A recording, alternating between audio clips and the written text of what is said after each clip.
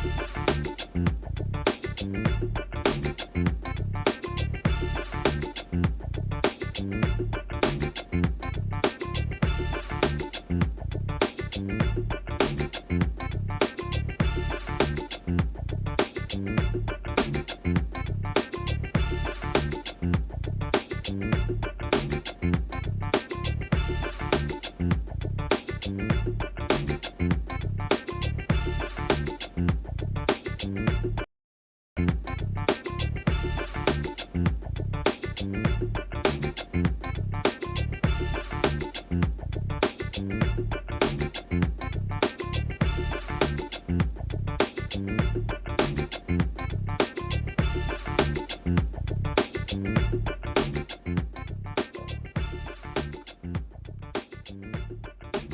is Thursday, November 21st, 2024. Coming up on Roland Martin Unfiltered, streaming live on the Black Star Network. I'm here in Atlanta. Folks, with every Trump administration appointment, we're seeing Project 2025 taking shape. Janai Nelson, the president and director-counsel of the Legal Defense Fund, will be joining us to explain how Donald Trump's cabinet picks could impact Black America. Matt Gaetz, well, he couldn't take the heat. He has withdrawn his nomination to become the next attorney general. Could it be that second 17-year-old who said he had sex with her, which is also called statutory rape?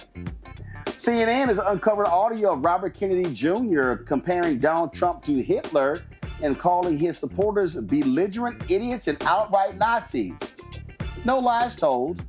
The Illinois Supreme Court overturns Jussie Smollett's conviction in his hoax attack trial. Plus, the Justice Department says the Trenton, New Jersey Police Department has a pattern of misconduct. We'll give you those details. Plus, here in Georgia, a former cop who shot an unarmed black man wants a judge to throw out his murder charges. The president of Atlanta's NAACP will give us an update on the Jimmy Atchison murder trial. Plus, a Texas jury awards nearly $100 million to the family of Bolton John, who was killed by a former Dallas police officer. Folks, it's time to bring the funk. I'm Roland Martin Unfiltered on the Black Star Network. Let's go. He's got it. Whatever the miss, he's on it. Whatever it is, he's got the scoop, the fact, the find. And when it breaks, he's right on time and it's rolling. Best believe he's knowing. Putting it down from sports to news to politics. With entertainment just for kicks, he's rolling. It's on go, roll, y'all. It's Roland Martin, rolling with Roland now. He's funk, he's fresh, he's real, the best, you know he's Roland Martin now.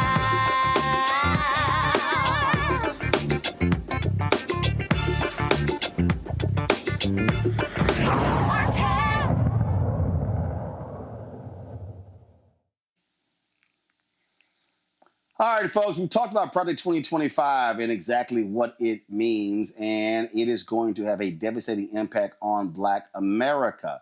But how much? Well, let's talk to Janai Nelson. She, of course, she's the president and director counsel of the Legal Defense Fund, and she joins us right now from New York. Janai, always glad to have you here. We focus a lot on this during the election and trying to get people to understand how real this is.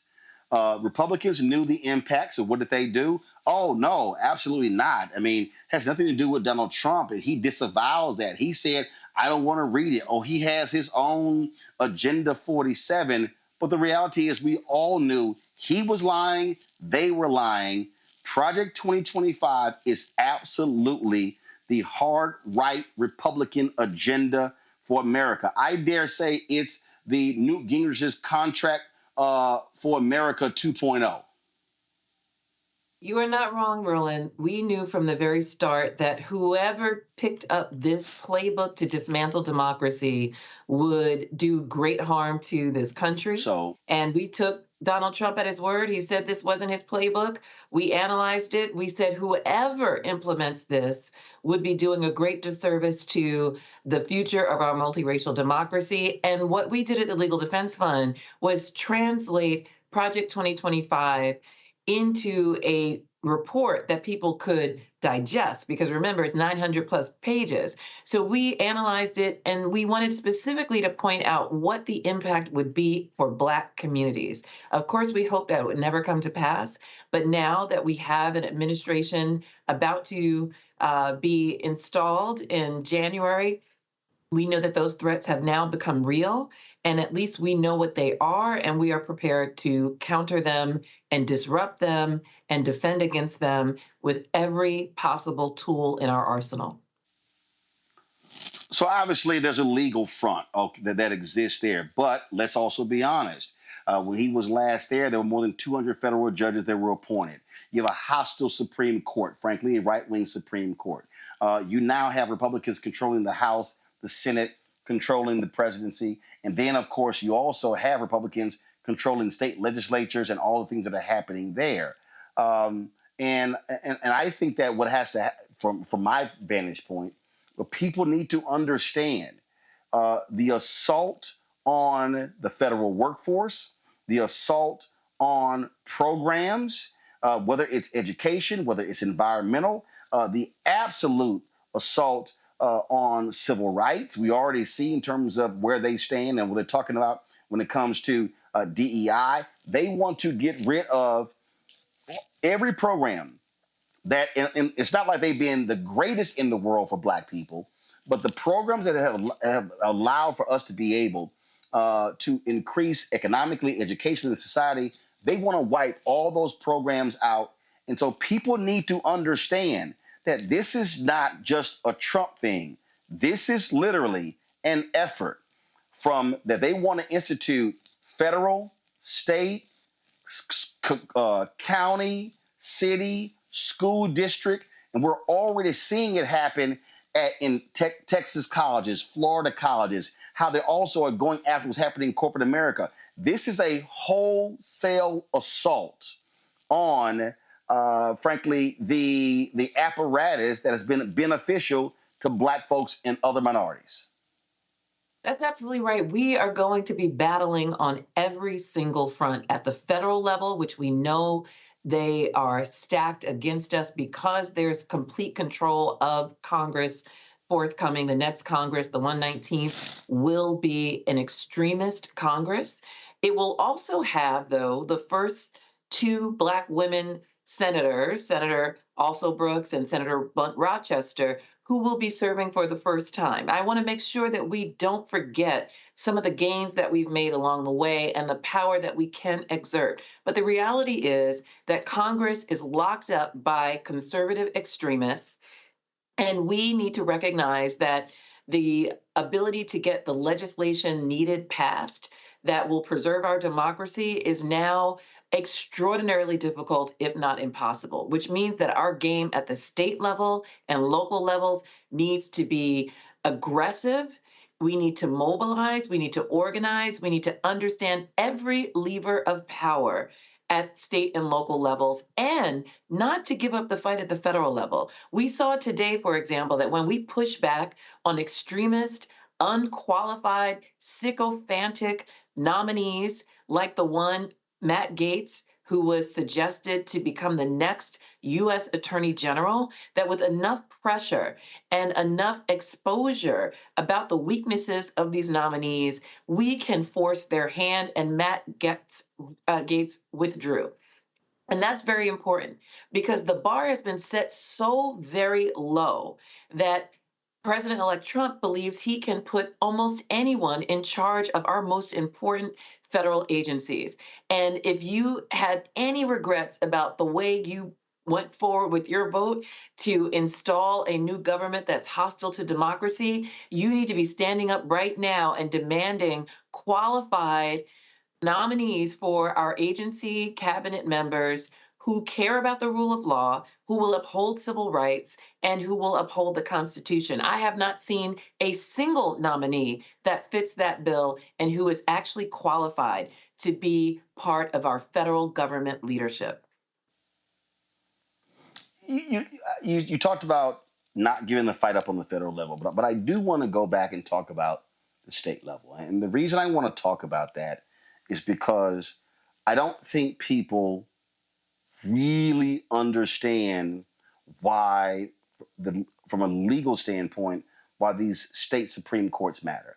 So we just saw in this election gains with the Kentucky Supreme Court, the Michigan Supreme Court. Allison Riggs is holding on to her seat on North Carolina Supreme Court. Anita Earls is going to be up for re-election in 2026, but in 2028, there are 3 Supreme Court seats in North Carolina. If folks focus on that, literally, that court could flip back Democrat. Now, How does that now impact it? Well, when the Democrats controlled the North Carolina Supreme Court, they ruled against political gerrymandering. It used to be Republicans had a 10-3 advantage on the congressional level. It then went to 7-7. Republicans now control it. It went back to 10-3. That's 4 seats. Those 4 seats are how the Republicans have the majority, how they control the House, just that one state. You now go to Wisconsin. We saw what happened when the Democrat won in Wisconsin for the state Supreme Court race. There's another seat, that's an open seat that's up in April. And so I think while people are sitting here and being, despondent and people are just upset, angry, and sad, what I keep saying is you can't listen. The next presidential race isn't until 2028. The next congressional race isn't until 2026. We need to be thinking, and as you said, mobilizing and organizing around these crucial state races and do pickups here, here, here to understand how you begin to piece this thing back together, if you will. No, you're absolutely right. We have got to be focused on state and local elections, and state legislatures matter, governors matter. All of the elections up and down the ballot at the state and local levels are key. And you're right, the balance of power can tip in any direction.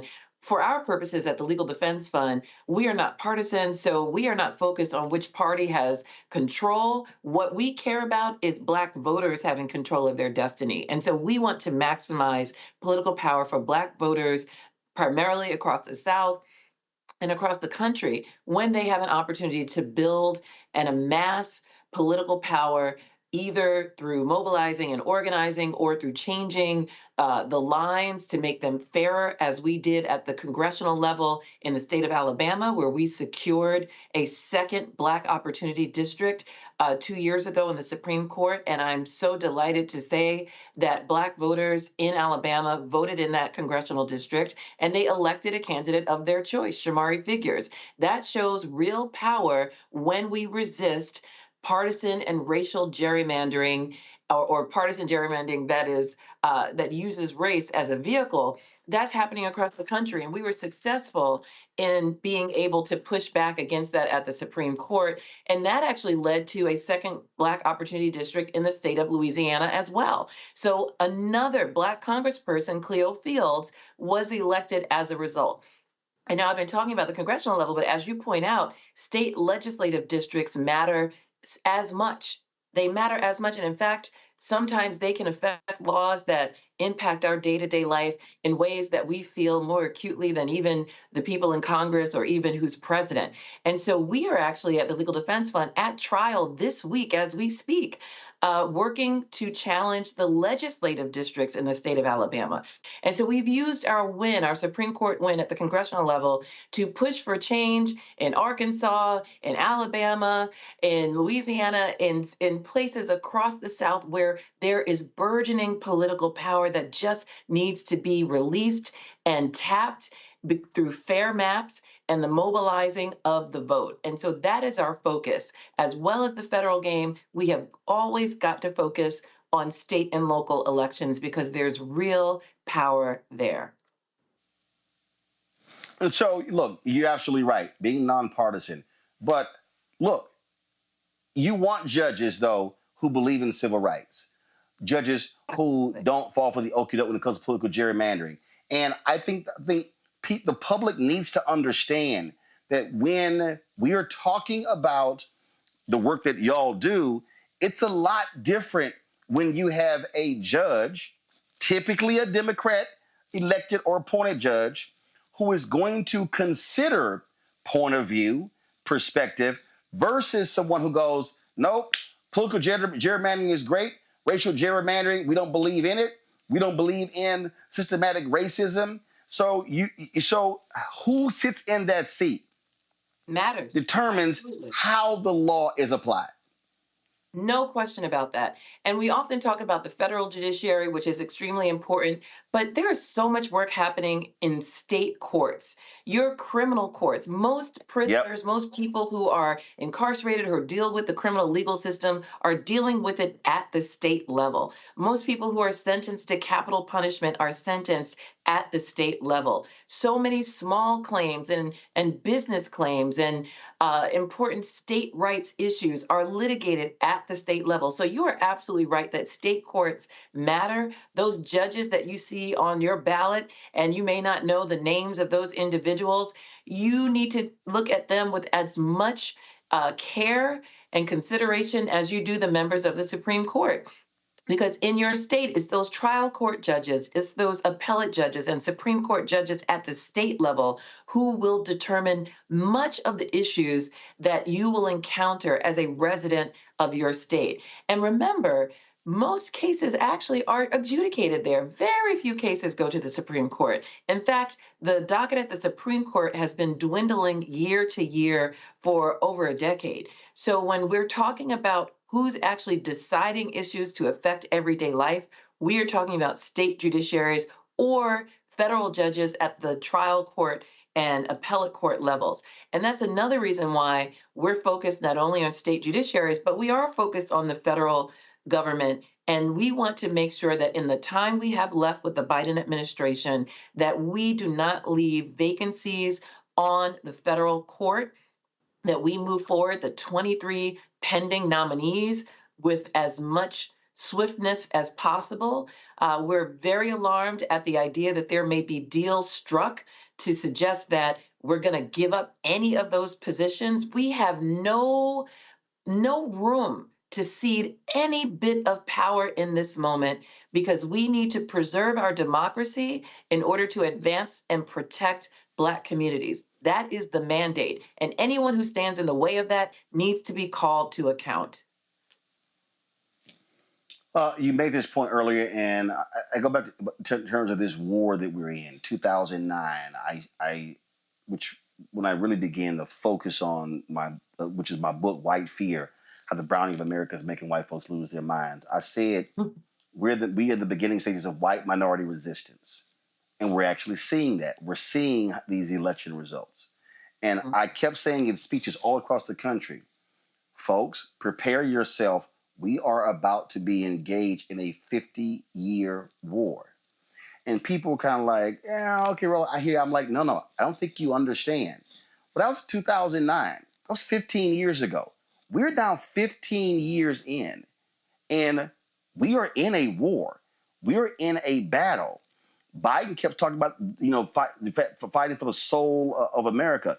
We are in a battle against people who literally want to repeal the legislative and civil rights gains of the past 60 years.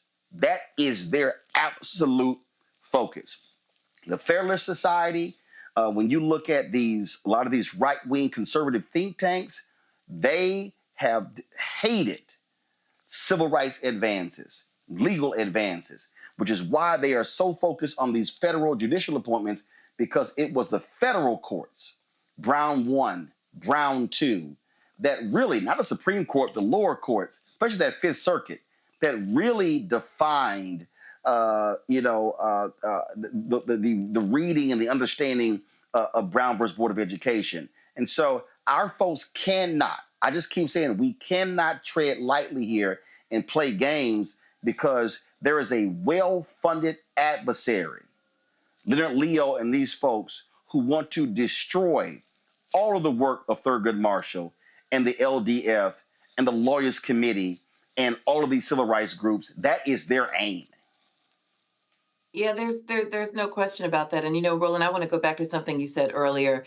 This year, we are celebrating the 70th anniversary of Brown versus Board of Education, which should remind everyone that it has only been a mere 3 generations that we have come out of the separate but equal doctrine, meaning state-sponsored segregation, Jim Crow, subjugation of Black people by state, local, and federal governments. That means in the lifetime of many people living, we were in an apartheid state. And as you said, we are now at war about the future of our democracy and whether we're going to retrogress or advance this multiracial democracy to fulfill its promise. And we cannot be in any way discouraged from that pursuit because certain things were not perfect or fulfilled. We know that the promise of Brown has not yet been fulfilled, but we don't want to go back to separate but equal. Not at all. We have work to do to perfect the promise of Brown. And like you said, DEI may not have been a perfect tool to give us the true equity, reparations, remediation that we deserve, but it was an important way of creating a pipeline to leadership, ensuring that we had an expansive view of merit, and to make sure that there was more of a level playing field on which to compete for opportunity and education and advancement. And we can't afford to say that those were not necessary and important tools that we must fight for simply because they were imperfect. The job is to perfect them. The job is to recognize where our frailties are, what more protections we need, what more opportunities we need to create, and build upon that progress, not allow extremists to take us back.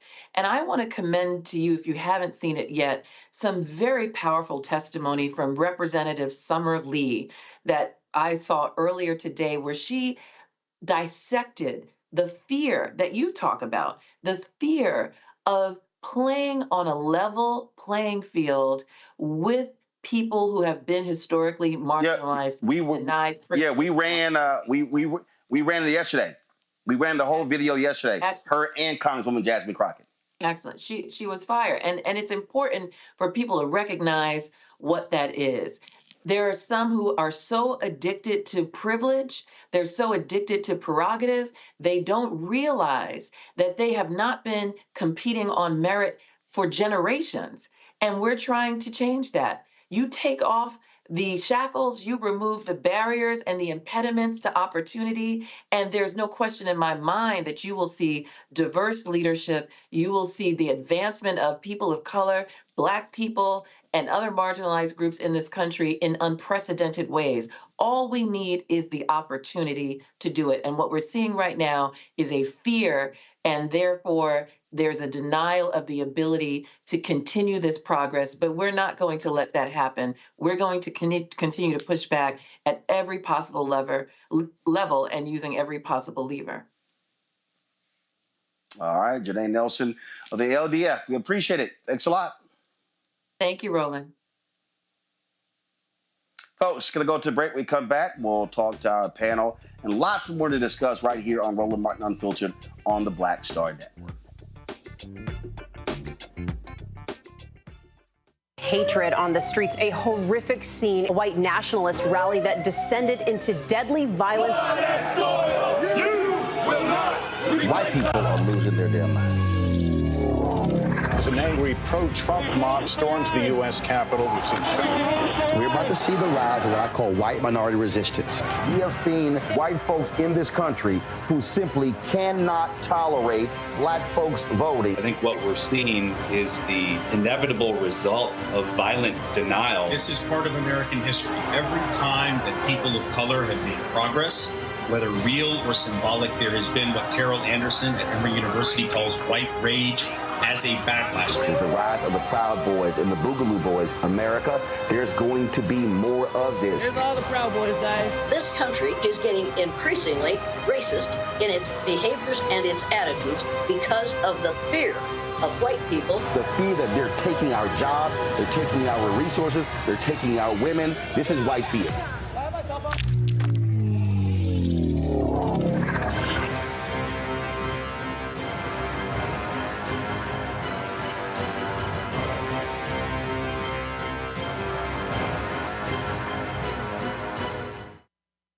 Hi, I'm Isaac Hayes III, founder and CEO of Fanbase.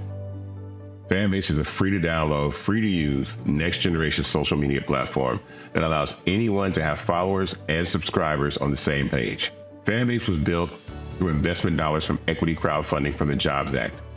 People just like you helped build Fanbase. and we're looking for more people to help build Fanbase. We are currently raising $17 million in a Regulation A crowdfund on Start Engine.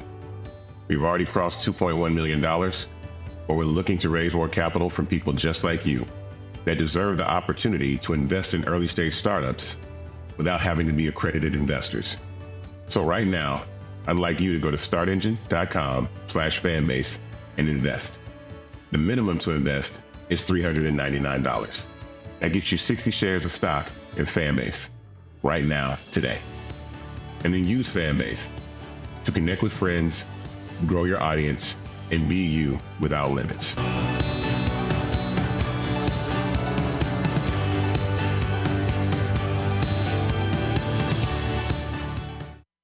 Now that Roland Martin is willing to give me the blueprint, hey, Cyrus, I need to go to Tyler Perry and get another blueprint because I need some green money. The only way I can do what I'm doing, I need to make some money. So you'll see me working with Roland. Matter of fact, it's the Roland Martin and Cheryl Underwood show. Well, should it be the Cheryl Underwood show and the Roland Martin show? Well, whatever show it's going to be good.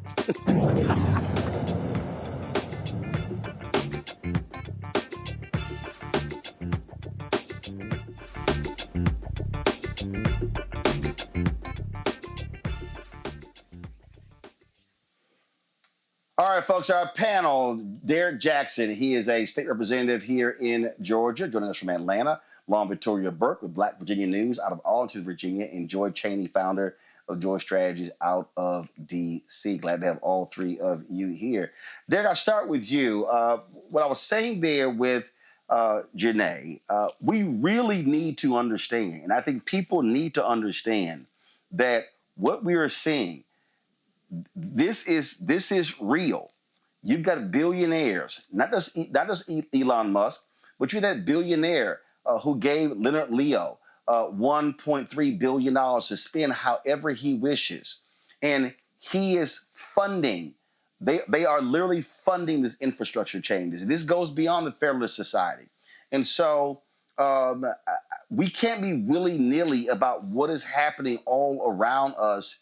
There is a clear and present danger of the right wing who wants to attack anything and everything that Black folks have benefited from. It's right there in our faces. Mm-hmm. You know, Roland, it's amazing how you have been sounding the alarm since Taraji mentioned Project 2025 back in June. And now we're starting to see their game plan with all the Trump picks. I mean, these are unqualified individuals. And so it's not going to just impact Black people, it's going to impact America. I mean, you know, just listening to you and Janai Nelson, I started writing down some notes on just the Supreme Court. Let's just take the Supreme Court, for example. Citizens United, the Chevron case, Roe v. Wade, affirmative action, Voting Rights Act are just the few that the Supreme Court started to unravel before the implementation of Project 2025.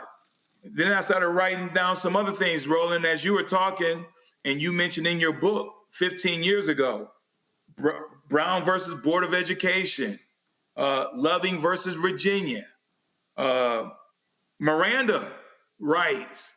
I mean, if you think about this, if we don't have Miranda rights, Roland, that's going to impact every Black person that is profiled, that they want to give police officer sovereign immunity.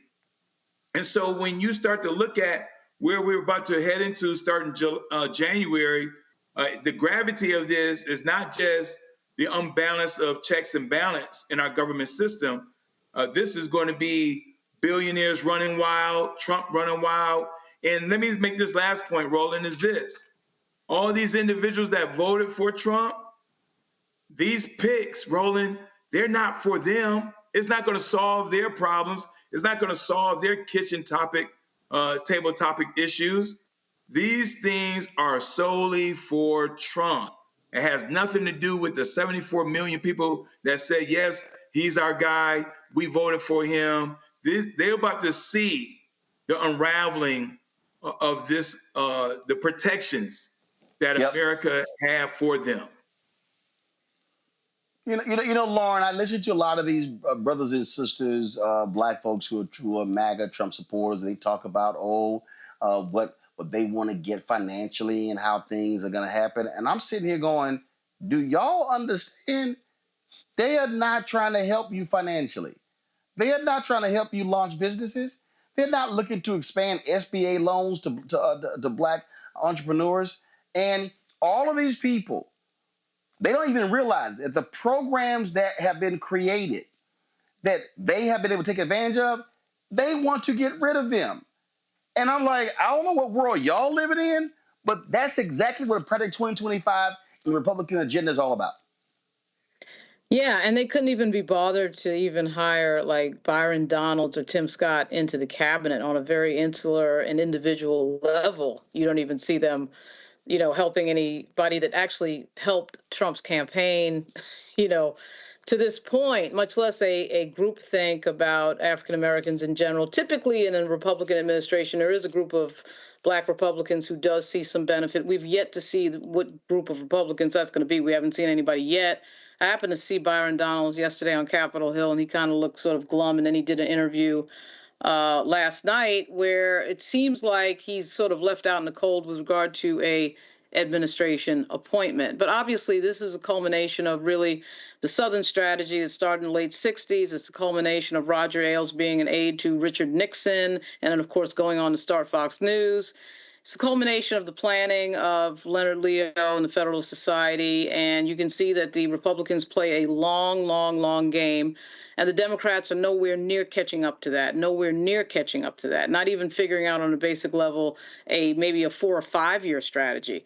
And that's been a huge problem. And I'm not sure what is in store for the DNC or the Democratic Party in general with regard to leadership, but their leadership is not strong enough and not modern enough at this moment to go up against what they're going up against, which is a system of lying and disinformation and deliberate misleading of the public, which works in this media environment with a media that is very not up to the job of keeping up with misinfo and disinfo and lying and everything else. And so what this is, to me, is a moment where they are now going to control, of course, all 3 levels of government. And I think they're going to use that control to the maximum, to the absolute maximum. I mean, this is a group that returns again. And we see certain players who I actually think are worse than the first group that came in during Trump's first term. Absolutely. And, Joy, again, I just, people need to understand that when you start talking about massive cuts to federal programs, and I love these people who think, oh, yeah, let's do all of that, because what they're thinking is, oh, that's for them. No. That's also going to be for you. That's right. It's for you. And a lot of those poor white people who voted for Donald Trump, it's for you, too. A lot of them are dependent on Medicaid. A lot of them are dependent on all the same social services programs that they think are for people of color, but it's also for them. The cuts to Medicaid to fund tax breaks, tax cuts that they are not going to get. Cuts to Medicare to fund tax breaks that they are not going to get. That's what they will feel in their pockets. But look, I want to make sure that we're giving a message for those who are out there who, if they're watching your program, they know. The question is, what do we do now? Right now, as the DNC regroups, et cetera, we need to be, as an individual, to person, talking to the people in our families, talking to our so-called white friends, talking to our white family members. We have a very integrated culture. Talking to the people who are in our lives and explaining to them what they're going to see, explaining to them the consequences of a vote for Trump or a non-vote, and really, as he disappoints them, underscoring what level of mistake this was. Donald Trump is a cult leader. Part of that is there too. There is no logic here, and I think we keep trying to understand it with logical terms, but the fact of the matter is he is a cult leader that is feeding white supremacy, a feeling of anger that the world isn't what it was promised. And therefore, you know, they're taken in by him. This is classic. We understand this. We need to be talking to our own people and trying to deprogram them through loving communication and direct communication. And I know that's not always what we do here, but I hope I'm talking to everyone in my life who may be on the fence. When people come talk to me about transgender people and stuff like that and distractions, I correct them lovingly and I walk them through it. Because that's the work that we got to be doing in the next couple of years. Yep. All right, folks, hold tight 1 second. We come back. I'm going to play for you. We played yesterday Congresswoman Summer Lee, Congresswoman Jasmine Crockett, when they went off on these Republicans who say, oh, they are oppressed because they're white men. Well, Congresswoman Ayanna Pressley, she also weighed in. I'm going to have that for you next, right here on Roland Martin Unfiltered on the Black Star Network. Don't forget to support the work that we do, folks. The show that we do, nobody else is doing. There's nobody else in Black-owned media that does what we do with this show 5 days a week, 2 hours a day, plus the other shows that we have on the Black Star Network. Your support is critical. If you want to give via Cash App, use this QR code from Stripe. I told you Cash App got rid of all of our business accounts. They changed their rules. But if you still want to donate via Cash App, use the QR code Stripe. And then everybody who gives during the show via all the platforms, I'm going to give them a shout out live on the show. And so go ahead and do that. Don't forget, send your check and money order, P.O. Box 57196, Washington, D.C., 20037-0196. PayPal, R. Martin Unfiltered. Venmo is RM Unfiltered. Zelle, Roland at RolandSMartin.com, Roland at RolandMartinUnfiltered.com. We'll be right back. Pull up a chair, take your seat. The Black Tape with me, Dr. Greg Carr, here on the Black Star Network. Every week, we'll take a deeper dive into the world we're living in. Join the conversation only on the Black Star Network. Hi, I'm Dr. Jackie Hood Martin, and I have a question for you. Ever feel as if your life is teetering and the weight and pressure of the world is consistently on your shoulders? Well, let me tell you, living a balanced life isn't easy. Join me each Tuesday on Black Star Network for a Balanced Life with Dr. Jackie.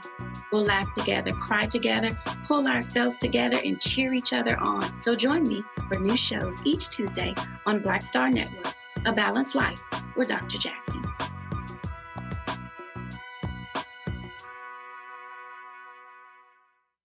When you talk about blackness and what happens in Black culture, covering these things that matter to us, speaking to our issues and concerns. This is a genuine people-powered movement. There's a lot of stuff that we're not getting. You get it, and you spread the word. We wish to plead our own cause.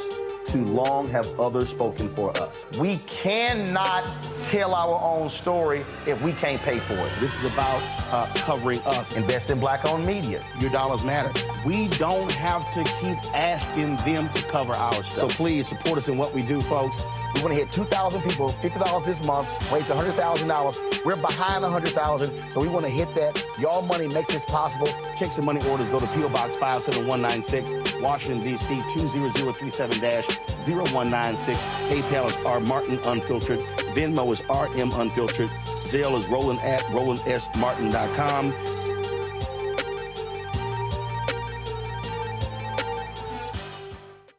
This is Reggie Rock Byford. You're watching Roland Martin Unfiltered, uncut, unplugged, and undamn believable. You hear me?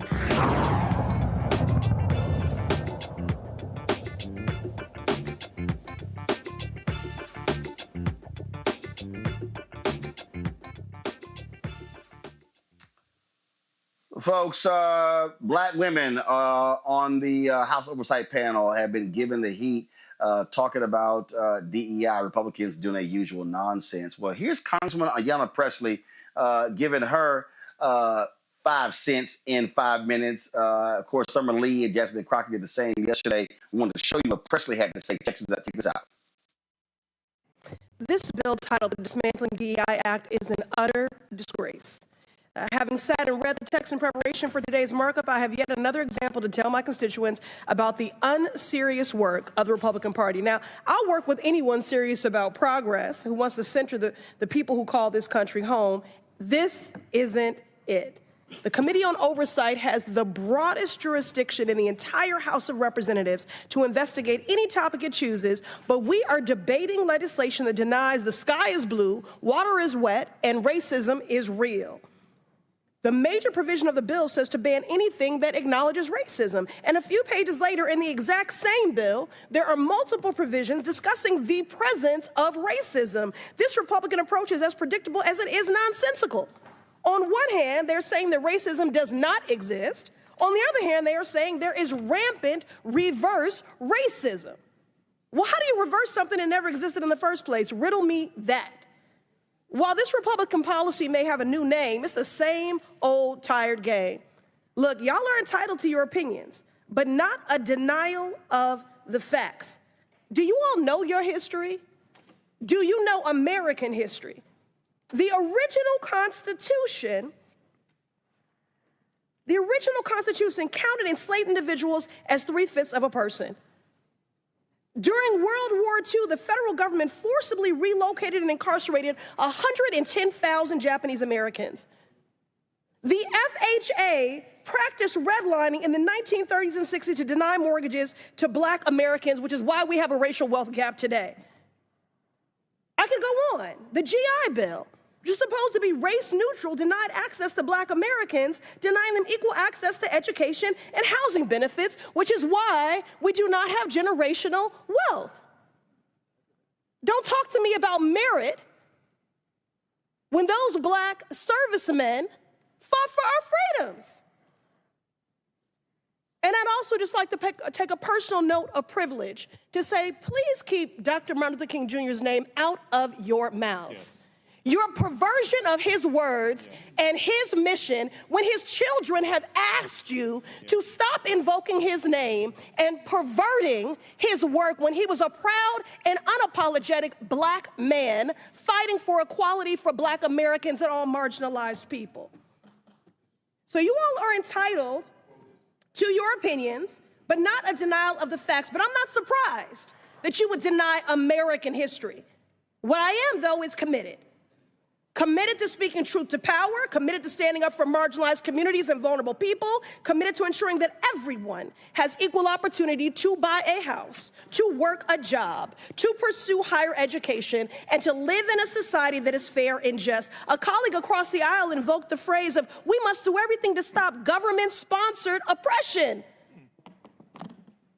Well, I've just enumerated numerous examples, which is exactly why we have legislation and an executive order to reverse this harm.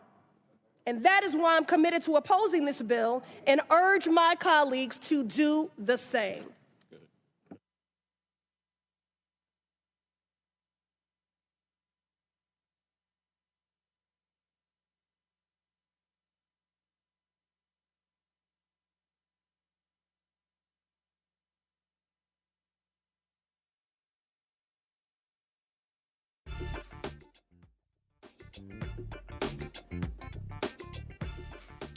All right, folks, that was Congresswoman Ayanna Pressley. Look, what we are seeing here, Joy, and when I talk about these programs, you're already seeing it. But they're the victims. These white men are so oppressed. These white men, we can't get jobs. It is so nonsensical. But here's the other thing. The people who are so pathetic, which is one of the reasons why Vice President Kamala Harris is not president, white women. White women are the greatest beneficiaries of affirmative action and DEI in this country. Yeah. There are white folks walking around today whose mamas and aunts and sisters and cousins who have got grandmamas who've gotten contracts and built businesses off of MWBE. And what people don't understand is if you are a Black woman, they don't count you in the women category. You're counted in the Black category. If you are Latina, you're not counted in the women category. you counted in the Latino Hispanic category.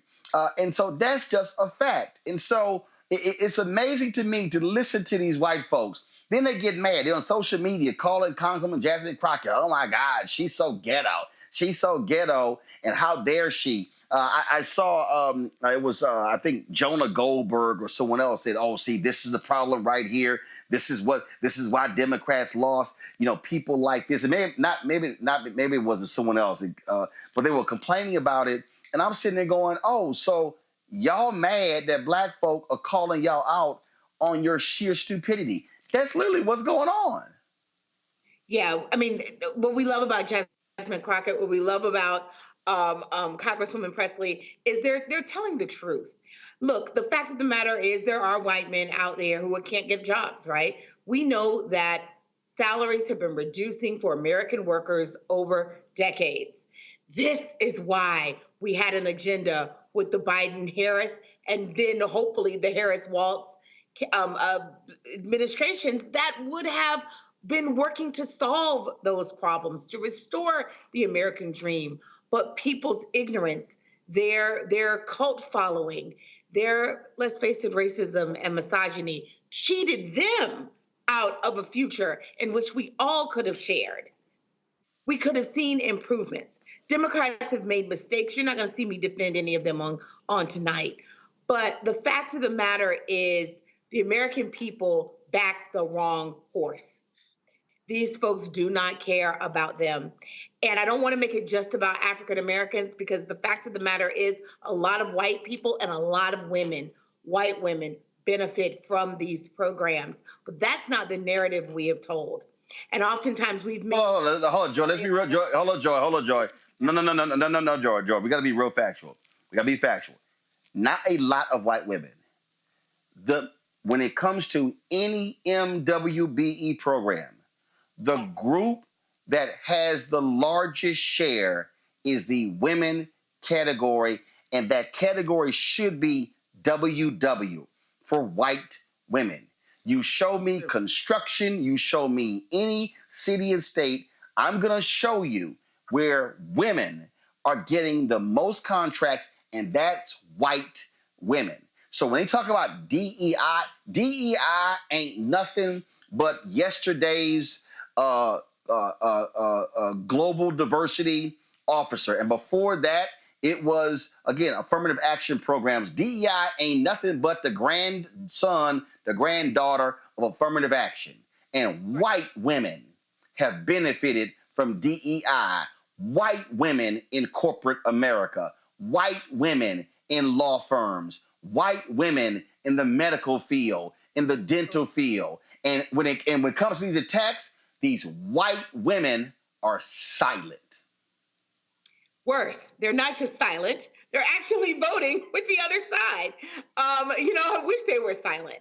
It's worse than that. I think that for many of them, they've cast their lots with white men. Some of the things I work in the gender space, a lot of lies that we tell are that, your proximity won't save you. But the fact of the matter is proximity has saved a lot of white women. So they got the saving of the rest of us who fought for equity programs, right? Got them to where they're almost 50% of the workforce, and some workforces even higher than that. They've been the beneficiary of all the DEI and affirmative action. And now they are willing to sink it for the rest of us when it's no longer convenient for them. They are simply not the allies that we wanted them to be. Maybe we didn't even think they were, but they're never going to be the allies that we need them to be. And that's why I won't be walking in the Women's March. And I know many other Black women feel the same, because we just have not seen that level of engagement with them, that level of reciprocity. They took everything and they gave almost nothing back. Well, and I think, listen, all of those speeches, Lauren, were great, but I really wish Congresswomen Crockett, Summer Lee, and Ayanna Pressley had turned to every white woman on the committee and say, are you going to speak up? Because women like you, y'all have benefited from BEI. y'all are the beneficiaries of DEI. See, I think what has happened, Lauren, is that when it comes to programs like this, we've let white women off the hook. Typically, it's black folks who are defending these programs. Nah. We got to call that thing a thing and say, y'all have been benefiting. It's white women walking around who go, we don't benefit from affirmative action. Oh, yes, you do. And so it's time to put folk on Front Street, Lauren. Well, when it comes to black leadership and black politics, and some might call it black misleadership, what we see so often is that we are advocating for a lot of other groups and a lot of other people. We are not really calling out white women, as you just said. We then see press releases from various black organizations and historic black civil rights organizations talking about almost every other group except the one that organization says it stands for, African Americans. I can remember a few years ago, I think it was the Urban League that put out a press release with regard to immigration, the Dreamers. Certainly, we've seen several press releases from the NAACP for various other groups, LGBT, et cetera, and so on. And that's all fine if the streets are paved with gold in black communities and everything's perfect in our communities, but it isn't. And when you're only 13 and 14% of the population, it's really important that your leadership is laser focused on some of the bigger issues that you are dealing with. And obviously, when we talk about any sort of opportunity, when we talk about DEI, opportunities for jobs and wealth building, it's really important in the black community the leadership stay focused on that, because that wealth building piece was dismantled, obviously, during our first 300 years in this experience of being in the United States. So knowing all of that, the leadership has to be very focused, whether it's the Congressional Black Caucus, whether it's the NAACP, whether it's the Urban League, or anybody else. And it's very hard to find in a world of corporate control leadership that is brave enough to sort of wave off that corporate control and do what is right for the constituency that you're representing. That is a piece that is not working right now with regard to leadership in the black community. And I think there has to be a major reset with a lot of these groups and I think some members of Congress when it comes to, the question of allyship, because we really have no allies. We don't have a lot of groups that come to us and say, we'll help you out with this thing, and we'll put out press releases, and we'll make statements, and our leaders will center your problems and your experiences. Our groups do that for other groups, but we don't see it the other way around quite often. So that has been a huge problem that needs to be fixed. See, Derek, when I talk about putting folk on Front Street, this is how I look at it. Man, maybe I'm just a little bit too radical on this whole thing. So, you're in the Georgia legislature. I would sit here and I would go, how many white women in this body have companies that do businesses with the city, the county, school board, or state? And I would sit here and say, Representative so-and-so, you against DEI? Well, that's interesting, because you should get contracts because you're a woman. That's DEI. So-and-so, oh, you got $6 million in contracts from this year, from your business. Oh, you are the beneficiary of DEI dollars. You did DEI. When I was at Texas A&M, there, I gave it was a speech communications class, and we had to give a presentation. So I picked affirmative action, and this is what I said. I was the only, I think maybe it was one of the black person in the class, and so I said, how many of you in this class, your mothers own businesses? And hands went up, and I said, how many of your mothers, to your knowledge, have received city, county, state, federal contracts? Hands went up. I said, congratulations. Affirmative action is paying for your college. Man, these white folks, they were aghast. And I said, oh, I'm sorry. Your mamas are benefiting from affirmative action. Your mamas are getting contracts. They had never had somebody tell them that. See, this is just the moment, as far as I'm concerned, where you got to call folk out and say, yes, you are. Maybe we should come up and use the phrase, I just say DEI dollars, bowling for DEI dollars. Oh, you got some DEI dollars? You got some DEI dollars? Oh, you got some DEI dollars. And then use placards that call them out. And then also call out all these women's groups. I would say, matter of fact, I think somebody should, one of these conservative women's groups, go pull a roster and see how many of them have businesses and how do they get contracts and go, man, look at y'all with those DEI dollars. Mm-hmm. To me, that's how you got to fight and call these folk out. You know, Roland, I think all of Trump hires are DEI hires. They all white men, right? I do agree that we need to call them out. Because here's the thing though, Roland, and I know you're here in Atlanta with us, they don't use the term DEI for them. They use the word legacy, Roland. Your legacy. So you go to Harvard for free because of legacy. You go to Yale for free, your legacy. They don't use the same vernacular.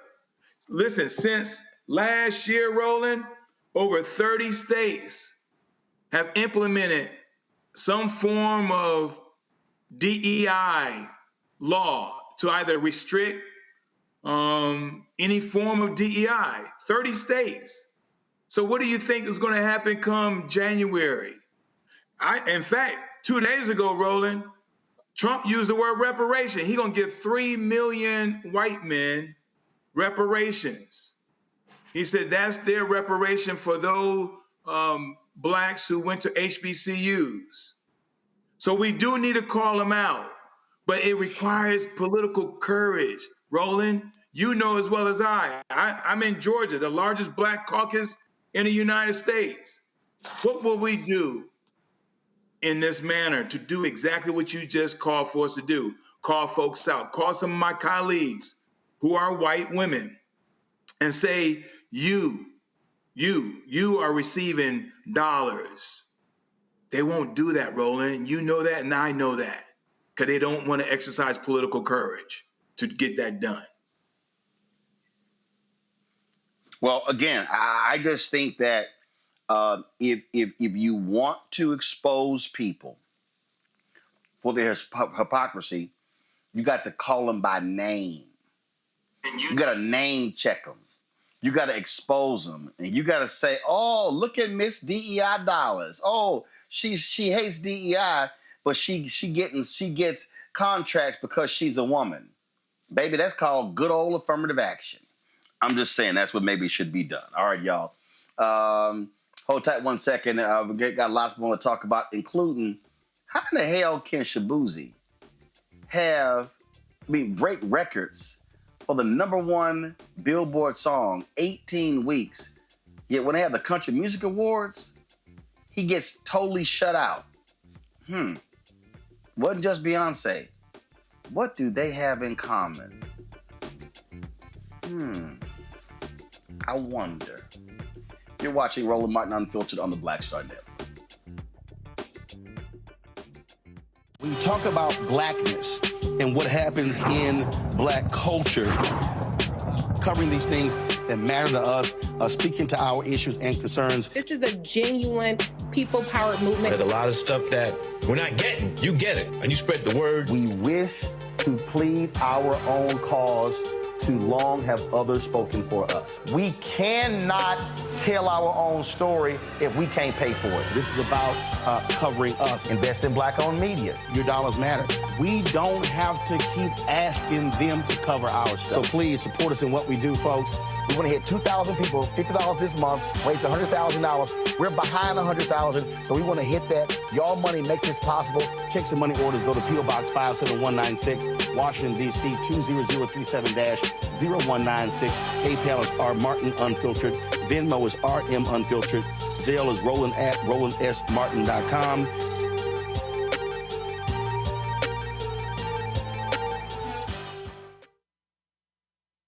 hatred on the streets. A horrific scene, a white nationalist rally that descended into deadly violence.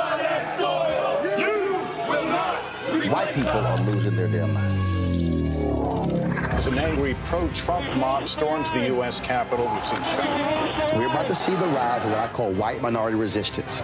We have seen white folks in this country who simply cannot tolerate black folks voting. I think what we're seeing is the inevitable result of violent denial. This is part of American history. Every time that people of color have made progress, whether real or symbolic, there has been what Carol Anderson at Emory University calls white rage as a backlash. This is the rise of the Proud Boys and the Boogaloo Boys. America, there's going to be more of this. Here's all the Proud Boys, guys. This country is getting increasingly racist in its behaviors and its attitudes because of the fear of white people. The fear that they're taking our jobs, they're taking our resources, they're taking our women. This is white fear.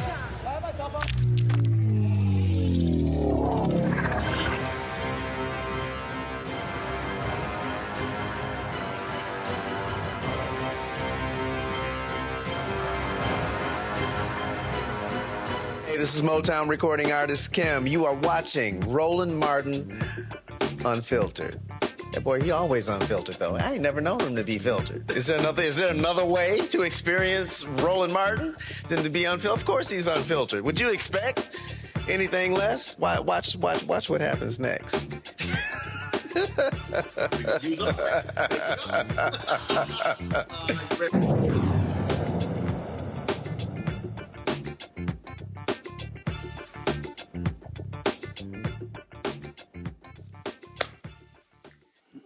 Well, Donald Trump has just announced he's picked former Florida Attorney General Pam Bondi to be his Attorney General pick after his first choice. Former Florida Congressman Matt Gaetz withdrew from being considered for AG. This was a tweet that he posted. I had excellent meetings with senators yesterday. I appreciate their thoughtful feedback and the incredible support of many. While the momentum was strong, it is clear that my confirmation was unfairly becoming a distraction to the critical work of the Trump-Vance transition. There's no time to waste on a needlessly protracted Washington scuffle. Thus, I'll be withdrawing my name from consideration to serve as Attorney General. Well, guess what? I ain't got to read the rest of that crap, y'all. But here's actually what happened. CNN called Gaetz and said, hey, we are aware that a second 17-year-old girl said you had sex with her. Well, because that 17-year-old girl is underage, that's called statutory rape. Democrats wanted the House Ethics Committee to release their report detailing its investigation into Gaetz, but Republicans blocked it. And they were saying it shouldn't release. Speaker Mike Johnson shouldn't be released. But then you had Republicans saying in the Senate saying, no, the report's going to come out. Don't you find it a little ironic, Lauren, 45 minutes after CNN placed that call and said that was a second 17-year-old who said not only did he have sex, that he also engaged in a threesome with that 17-year-old, that Gaetz was like, yeah, I need to go back home. Obviously, it wasn't a coincidence that that phone call came in from CNN, and then, of course, Gaetz withdraws his nomination. He's been living with these allegations for, I think, about 3 or 4 years now. And it was effectively announced in the media 2 or 3 years ago that, I think it was the Daily Beast that came out with a story and said they had certain documents, they had certain sources that were saying that all this is true. Yet here we are 3 years later with no charges and allegedly, I guess, an investigation at DOJ by one of my least favorite members of the Biden administration, Merrick Garland. Merrick Garland is an absolute disaster. And I would just say that I am obviously not a fan of Matt Gaetz. I think Matt Gaetz is crazy. I've seen some of his antics up close from the press gallery in the U.S. Capitol. At the same time, I'm not a big believer in believing anything in this world that we live in, of anybody saying anything and and misinfo and disinfo and no charges. And so if everything it's alleged is true, then I'm confused as to why there are not criminal charges that have been filed against the former congressman from Florida. And after seeing what happened to the 41st Lieutenant Governor of Virginia, Justin Fairfax, who I was working for at the time in Virginia in 2019, I don't believe anything until there's an investigation and the police are involved and there's a thorough read of everyone's testimony under oath. I just don't. I'm not a fan of Matt Gaetz, but I'm a little confused as to why it is we're sitting here year after year. DOJ looked at this and then comes up with nothing. And then we have this moment right here. I mean, maybe it's true. I don't know. But I'm a little bit tired of this sort of routine of having no professional investigation. We have people who investigate things in this country, particularly with regard to sexual crimes. And yet this is always regulated to a discussion in the media and a Jane Doe and all this other stuff. I want facts on the table. I want an investigation. And I want all parties to be heard. But I'm not a fan of this. I'm just not. And that's just where I stand, because I've seen it up close. And I think you're right, Roland. Certainly there's a correlation between the phone call to CNN and him resigning. But again, if this is true, where's the Justice Department? Where are the police? And where are the charges? Where's an indictment? I don't get that. That's confusing to me. Well, but here's the deal, though. I mean, look, the reality is this, Joy, and we see this all the time. We know that there are prosecutors who, we don't have enough. We don't have enough. We don't have enough. We know even on for the feds, it's like if they don't have a guaranteed win, they're not going to charge. But there were other people who were buddies of Matt Gaetz, who did plead guilty. We also know how they protect members of Congress.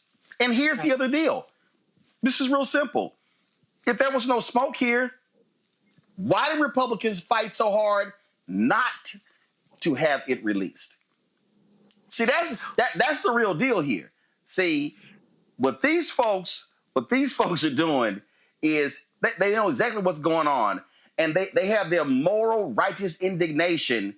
But it's amazing how when one of theirs, we can just overlook all of those things. No, just shut up, confirm them. Nah. Not happening. Not happening at all. Well, let's be clear. What happened behind the scenes is a lot of Republicans also came to President Trump and said, this is going to be a nominee that's not going to make it across the finish line. And therefore, that also was a reason. CNN, political pressure from the inside. Now, with respect to releasing the report, some of them don't want the report released because they also have investigations that have been filed against them, and they would not want the incomplete investigation released. But also, let's be clear, we were going to get that report. Someone was going to leak it. Whether they considered themselves just a rogue agent or a whistleblower, someone was going to release that report. We knew we were going to get it, that the walls were closing in on Matt Gaetz, if you believe he was real to begin with. Because the fact of the matter is Pam Bondi is going to sail through confirmation because he has been, once you have Gaetz stopped, senators are going to be more inclined to accept whoever Trump's replacement is, in this case, Ms. Bondi, who is a credible pick from Trump, especially compared to the yahoos and the clown car participants that he's picked before. So this might have just been the setup, but they overplayed their hand because there was a second person out there. But the fact of the matter is Matt Gaetz was never going to be Attorney General. Derek. You know, Roland, the truth of the matter is there are others that Trump selected with sexual allegations. I just Googled just now, Roland, and 3 others names popped up in addition to Gaetz. Pete Hegseth has sexual allegation. Robert F. Kennedy Jr., sexual allegation.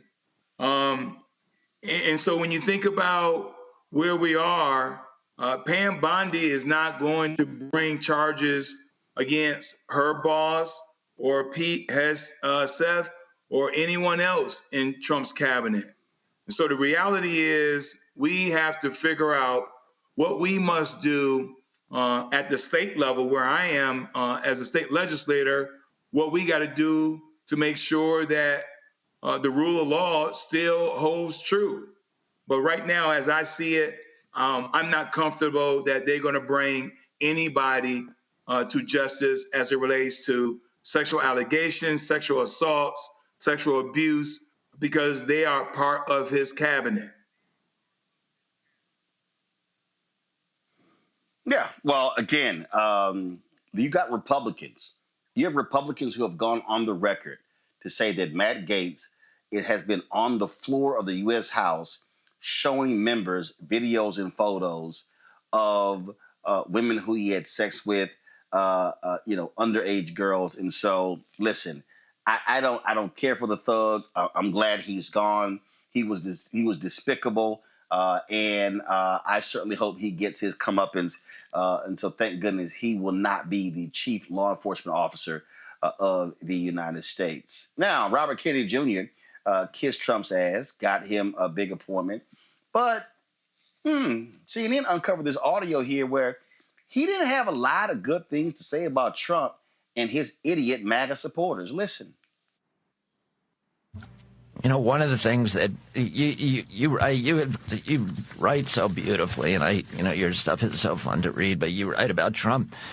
Quote, the way that you build a truly vicious nationalist movement is to wed a relatively small core of belligerent idiots to a much larger group of opportunists and spineless fellow travelers whose primary function is to turn a blind eye to things. We may not have that many outright Nazis in America, but we have plenty of cowards and bootlickers, and once those fleshy dominoes start tumbling into the Trump camp, the game is up. When you talk about fleshy dominoes, Chris Christie comes to mind. Yeah, exactly. Oh, so Derek, they just love themselves of RFK Jr. now. Trump nominated him the Secretary of Health and Human Services, but they lost their minds when Hillary called them deplorables. That sounded a lot more vicious than what Hillary had to say. I'm up here giggling, Roland, because not only did RFK Jr. have a lot of things to say about Trump, but J.D. Vance, Marco Rubio, Lindsey Graham, they all came around. They did a 360 and turned around and kissed the ring, I mean. The bottom line is, Roland, they do not have any morals. Hypocrisy, they eat it for lunch and dinner.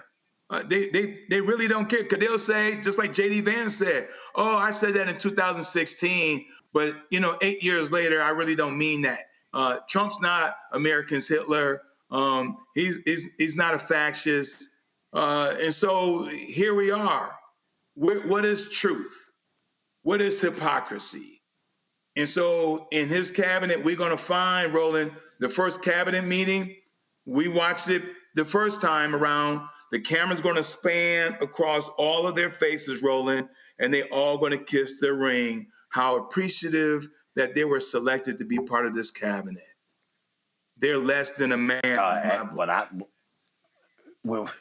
Joy, when I listened to how RFK described Trump and his supporters, I was like, no lies told.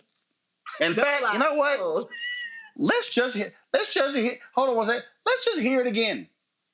You know, one of the things that you write so beautifully, and your stuff is so fun to read, but you write about Trump. Quote, the way that you build a truly vicious nationalist movement is to wed a relatively small core of belligerent idiots to a much larger group of opportunists and spineless fellow travelers whose primary function is to turn a blind eye to things. We may not have that many outright Nazis in America, but we have plenty of cowards and bootlickers, and once those fleshy dominoes start tumbling into the Trump camp, the game is up. When you talk about fleshy dominoes, Chris Christie comes to mind. Yeah, exactly. Whoa, belligerent idiots and bootlickers. Sounds like MAGA. Yes, I mean bootlickers, cowards. I mean, I love it. Frankly, I mean, look, I'm thrilled to see it because I think that after Matt Gaetz, RFK is the next person that they're going to pick off, although Trump might do it himself because everything that he said rings absolutely true. The worm in his brain is working. He is absolutely correct. He has identified himself and his fellow now I guess Republicans. I guess I mean I have to assume he's a member of that party, or at least in name. Now the real problem with RFK is that we're taking a person who has extremist healthcare views, dangerous healthcare views that have led to the death of people, and we're trying to say he's over HHS. That's the real scourge. But yeah, he never told a lie about the Trump supporter. Well, I just sat here, and you know, and what gets me is, Lauren, I love it how these MAGA nutcases, when they go crazy, when people blast them and call them names, and the nasty, vicious, despicable things that they say about other people, they act as if, oh, how dare you criticize us? I mean, they truly are the ultimate snowflakes. Yeah, that's the brand. The brand is we get to say whatever we want. We get to be as crazy and nasty as we want. And then when you give it back to us, we can't take it. I mean, we've seen that year after year after year after year. But oftentimes it is the case that people who are vindictive and negative about everybody else and critical of everybody else can't take any criticism. Somehow that seems to be always the case. I actually think Robert F. Kennedy is going to get through. I mean, if we're going to have a sitting president of the United States who is a felon. I mean, I don't understand why anybody thinks that anyone under him would not get through. I was actually kind of surprised that Gaetz withdrew his nomination. This is their brand. Their brand is we can do whatever we want. We can say whatever we want. We can get felonies. We can break the rules, all that stuff. I think we should remember, though, during the first Trump administration, a lot of these people turned over in a matter of months, you know, and didn't last very long in the positions that they were in. There's a tremendous amount of turnover in the first Trump term, and there's no reason to believe that that's not going to repeat itself. Mm-hmm. All right, folks, let's talk about this story out of Illinois, where the Illinois Supreme Court overturned the conviction of actor Jussie Smollett for orchestrating a hate crime hoax. Smollett's appeal argued that a special prosecutor should not have been allowed to intervene after the Cook County State's Attorney Office dropped an initial 16 counts of disorderly conduct after Smollett performed community service and forfeited a $10,000 bond. Smollett's attorney says the conviction being overturned should not be a surprise. Prosecutions should be based on facts. Prosecution should not be based on vindictiveness. This was a vindictive persecution, not a prosecution. Let's not make any mistake about that. The Supreme Court was clear. The rule of law and due process have to remain the fundamental process for which the American jurisprudence is run. It is not run by public opinion. Now, we face a big challenge, defense attorneys all around the country, especially in the age of social media, where there's a mass dissemination of information that are not facts in evidence. And the big challenge is holding the line for the rule of law. And that's what exactly this court did, and we're very happy with the decision today. We're very pleased, but it was expected. We shouldn't be surprised. This is the law of the land in this particular state and all around America. 2021, a jury convicted Smollett of 5 counts of disorderly conduct for his 2019 claims of being a victim of a racist and homophobic attack. Smollett was sentenced to 150 days in jail, but was released after only 6 days. Here's a thing right here, Joy, that I think is just really important. That what his attorney says is rule of law. The fact of the matter is this here. there were people in Chicago, Rahm Emanuel, the Chicago superintendent, who later, of course, was kicked to the curb when he was found sleeping behind the wheel of his car. They were pissed off and angry with what Kim Foxx did as the state's attorney. And so they forced this special prosecutor, who then said, I'm going after you. And so this was literally vigilante justice, and we're going to use a law against you. Hey, the state's attorney, she's elected. She made the decision. They were mad that she dropped the charges, and they said, oh, hell no, we got to make this Negro pay. It doesn't matter if you think he did it or not. How they targeted him with a special prosecutor, that's what this Supreme Court has ruled against. That's correct. I mean, these, look, when we're talking about the law, public opinion really has absolutely nothing to do with it. This should never play a role here. It's about facts and evidence. It's about doing what you would do in any case where the person wasn't well known. Because when you violate that, one, it can be later overturned. We've seen several high-profile overturnings, including Bill Cosby. It also seems to suggest that, look, when it comes to, we brought up Merrick Garland before. When it comes to restraint, it feels like restraint is only reserved for white people. Because when it comes to Black people, people are eager to make an example out of us, to listen to the mob, the lynch mob, if you will. That's what happened here. And it doesn't matter whether it's a Black person doing it or not. It's the screaming and the yelling, and he has to be punished, and he has to be punished in a way that we think is appropriate, that the public, that feeds almost like a gladiator style. Are you not entertained? That's what's happened here. And it's been overturned with time, as we should have expected that it would be. Unfortunately, a lot of money and loss of freedom has occurred, and there should be, in my view, some restitution for that. This was an abuse of power. Well, I think here, Lauren, where this is where, again, we talk about law. Look, there were a lot of people who were angry when the Pennsylvania Supreme Court overturned the conviction of Bill Cosby. But what does that mean? The law is the law. And part of the thing about the law is that, again, that sign etched in stone above the Supreme Court, it says equal justice under law. Now, we know with Donald Trump, it's not equal justice. We know that there are two systems here.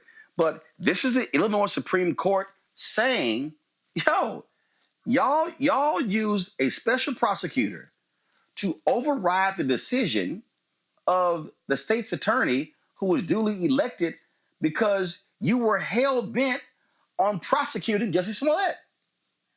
Yeah, they clearly were mad about Kim Foxx's decision. That's obvious. Interesting case, and a real unfortunate thing that it took this long to unpack this entire moment. I mean, this happened in 2019. It's 5.5 years ago. It's like 5 years ago, and finally, we're finding out that maybe they shouldn't have been prosecuted this way. But it is a result of having, I think, sort of obviously a resentment for the fact that there was, in fact, a Black woman who was in charge of that decision. In the Cosby case, it's very reminiscent of that. When you see sort of these moments where the law is unpacked later, it really is kind of a shame that it can't happen in the same sort of time period. But public opinion, the court of public opinion, and the feeling that the public wants a certain outcome plays a huge role in these cases. And in the Smollett case, the feeling was, oh my goodness, how dare he do this thing of making up a story? He needs to be punished. That was the overwhelming social media feeling. It was the same thing with the Cosby situation that had gone on for years in the media, and how dare he not get punished? And of course, when you unpack the details very deliberately in a judicious manner, you get different results. And certainly in the rush to sort of get somebody behind bars, a lot of these prosecutors, we've seen it time and time again.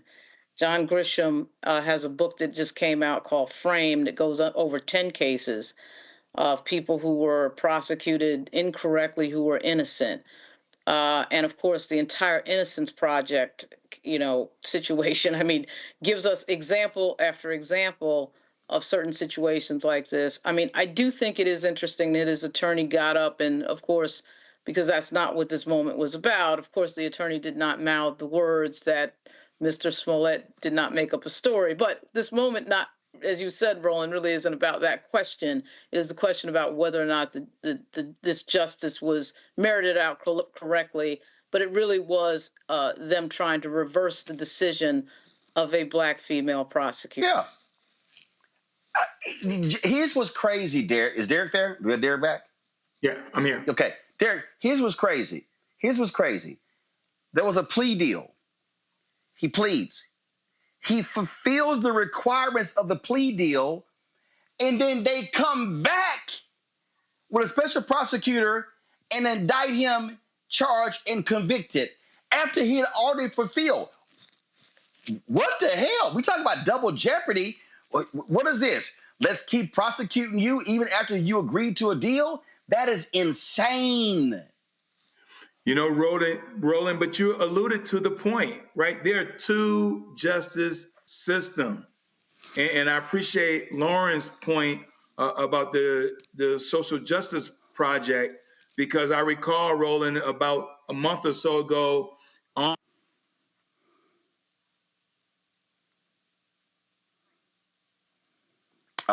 right, folks. Derek, his signal is frozen, so we're going to get that together. Let's do this here. Let's go to a break. We want to get his comments there, but his signal froze. We come back. We're going to talk about a case out of Atlanta, and we'll be chatting with the president of the Georgia State NAACP about this case of this officer who wants his indictment thrown out. You're watching Roland Martin Unfiltered on the Black Star Network. Support the work that we do. Of course, if you want to give via Cash App, of course, use this QR code to use the Stripe to give via Cash App. So that's it right here.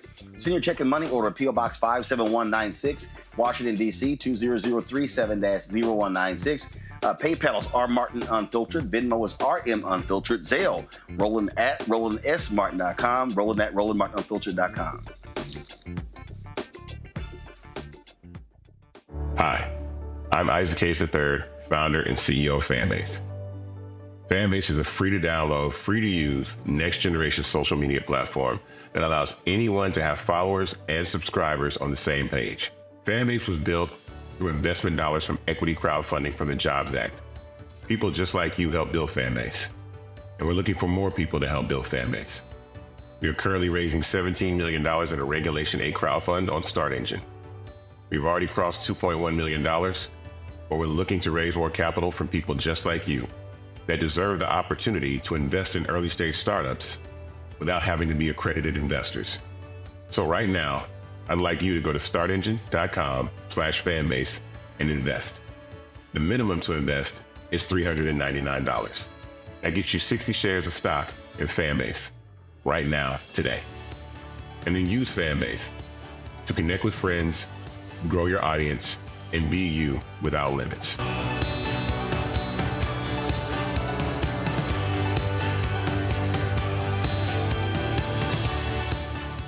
Hatred on the streets, a horrific scene, a white nationalist rally that descended into deadly violence. White people are losing their damn minds. As an angry pro-Trump mob storms the U.S. Capitol, we've seen shooting. We're about to see the rise of what I call white minority resistance.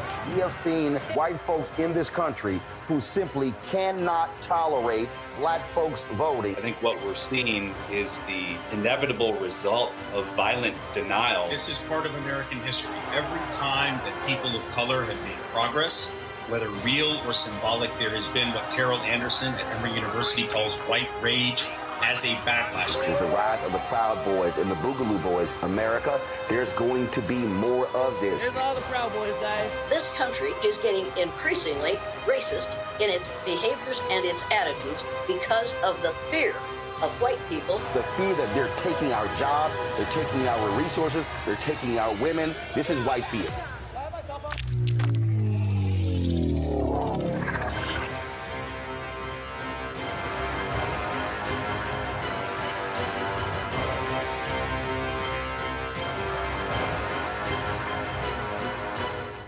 This is Tamala Mann. And this is David Mann. And you're watching Roland Martin Unfiltered.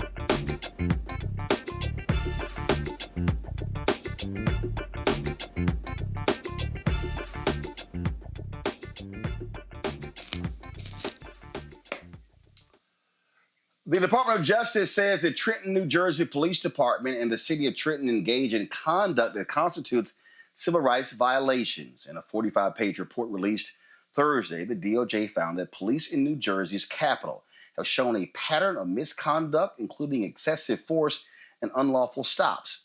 The report documents arrests without a legal basis, officers escalating situations with aggression and unnecessary use of pepper spray.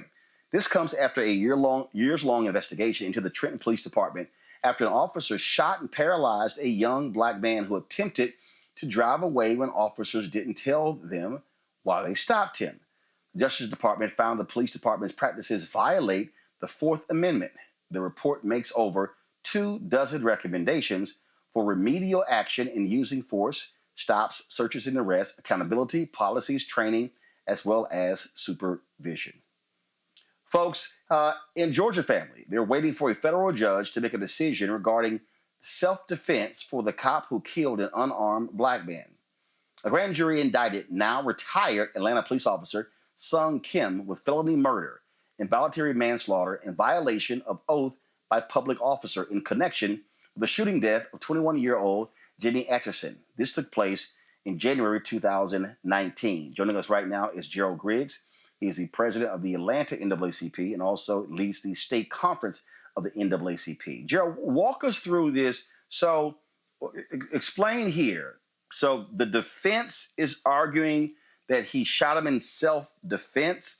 So there's a hearing on that as opposed to this actually going to trial and the jury making that determination? Yeah, so this has been a difficult case from its inception. Jimmy Atchison was unarmed and surrendering in a closet when he was shot in his face by then task force officer and Atlanta police officer Sung Kim.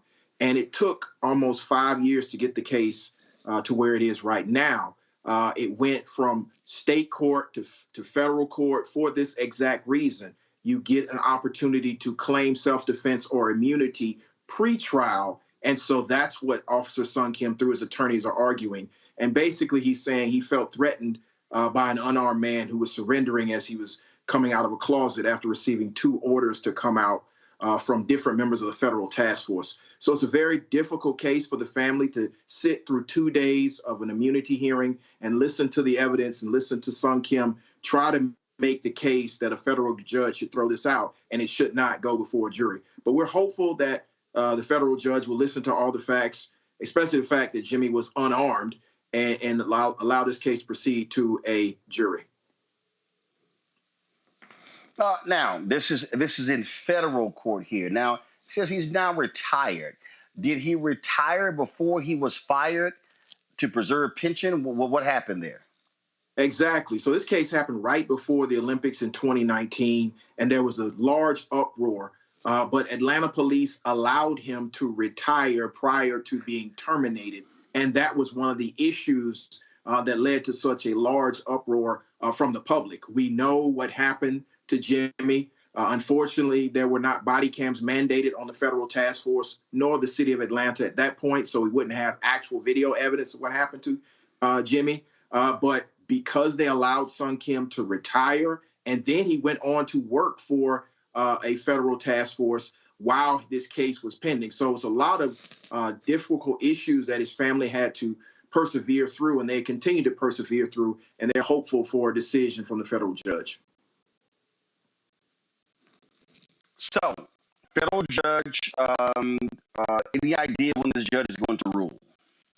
It can take months. As you know, federal cases move extremely slow. So we expect, hopefully, by the middle of next year, sometime in the spring, maybe the summer. But we don't expect it to be very quick. But we are hopeful, based on the facts as we know them, that the immunity defense will be dismissed and we will proceed to trial. Okay, then. All right. Well, certainly keep us up to date on this case. Definitely will. Thank you, Roland, for covering it. All right. Thanks a bunch. Folks, let's go to Texas, where a Texas jury awarded a multi-million-dollar verdict to the family of Botham Jean. He was, of course, murdered in his apartment by Dallas police officer in 2018, Amber Geiger. The federal jury found that Amber Geiger used excessive force and violated Jean's constitutional rights when she shot him on September 6, 2018. For that, she was ordered to pay about $60 million in punitive damages and $38.6 million in compensatory damages to Jean's family, totaling $98.65 million. Geiger was convicted of killing Jean. She mistakenly walked into his apartment thinking it was hers. She saw the 26-year-old black man sitting on his couch eating ice cream and watching television when she shot him. Geiger is serving a 10-year prison sentence. Of course, this is against her. It's not against the police department, Derek. But I do think this case is. Do we have Derek there? Yeah. Okay. Yes, the reason I'm I think here, this Roland. case is really important. The reason I think this case is really important because by holding cops accountable, then personally accountable, then they can't just shun these things off to the police department, off to the taxpayers. They have to be held accountable. And this goes to the heart of qualified immunity. Why you got Republicans who don't want to get rid of it, and where you have others who say no, because these cops know they can operate with impunity. If you take away that qualified immunity, they got to be held personally liable. It forces them to think before they act and cause them to be more accountable about the lives that they could actually take. Absolutely, Roland. And I sort of see this as a lawmaker in two perspectives, right? Because on one side, it's great that this family was awarded $98.6 million, but it won't bring their loved one back. The other side, Roland, again, I'm going to continue to be alongside you about Project 2025. In Project 2025, they express giving police officers qualified and sovereign immunity. And what that means to your audience, Roland, that they will not be held accountable from a criminal or civil. And so when you have a climate like that, after they fully implement Project 2025, Roland, you won't see families receiving justice. And here's the other part of the reality, Roland. Only 2% of police officers are held accountable. That means the other 98% of police officers are not convicted. They get a chance to retire or go off to another jurisdiction and become a police officer again. And so like I said, I'm sort of bittersweet on this. It's great the family received justice, but when Project 2025 is fully implemented, we're going to see these kind of trials not being realized, and families will not get justice. Lauren? You know what? I would have rather the police department get sued so that the family would actually get the money that they're owed to in an attempt to try to make them whole, which, of course, they can never be made whole because their loved one is gone forever. I found Amber Geiger's story to be completely and utterly ridiculous. It's absolutely ridiculous story. And typically on police departments, they're trained, people are trained so often that the liability is with the department, of course, because you're not trained to come into the wrong apartment and shoot somebody eating ice cream. That is not what, you're doing as part of your employment as a police officer. It's a ridiculous story from this woman. And, suing her personally, of course, means that it's unlikely that that entire payout will happen. But at any rate, this is a really terrible, sad story, like so many others we've gone over and seen in this country.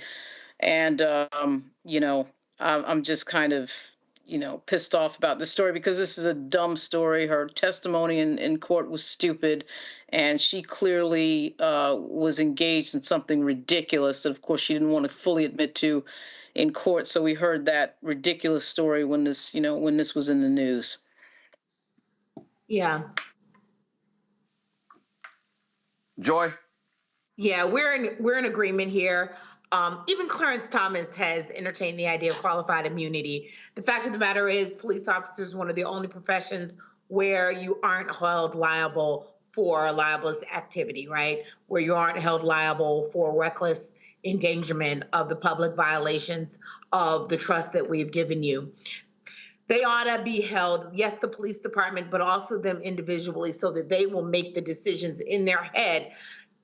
I'm only going to shoot the person if really my life is at risk. I'm not going to shoot at will because I have to worry about my future. I have to worry about the future of my family, because even if they don't pay, this is always going to be hanging over them. The other thing is we need to consider the possibility of having some kind of malpractice insurance on police officers where they won't be insured going forward in order to go work at other offices if they have a history of this. We must change the incentives. Training is not enough. We have tried that model. It's not enough. We can't shame them into doing it. We have to incentivize better behavior by cops, and we have to incentivize police departments to make better choices about who works for them. And that means also diminishing the role of the police union. Absolutely. All right, folks, gotta go to a break. We come back. Country Music Awards. How in the hell can you be the breakout star of the year, Shabuzi, and you just get completely shut out of all the top awards? And then, what was the shade thrown towards him from the stage? People are talking about this on the social media. We're going to talk about it next, right here on Roland Martin Unfiltered on the Black Star Network. Hi, I'm Dr. Jackie Hood Martin, and I have a question for you. Ever feel as if your life is teetering and the weight and pressure of the world is consistently on your shoulders? Well, let me tell you, living a balanced life isn't easy. Join me each Tuesday on Black Star Network for A Balanced Life with Dr. Jackie. We'll laugh together, cry together, pull ourselves together, and cheer each other on. So join me for new shows each Tuesday on Black Star Network, A Balanced Life with Dr. Jackie.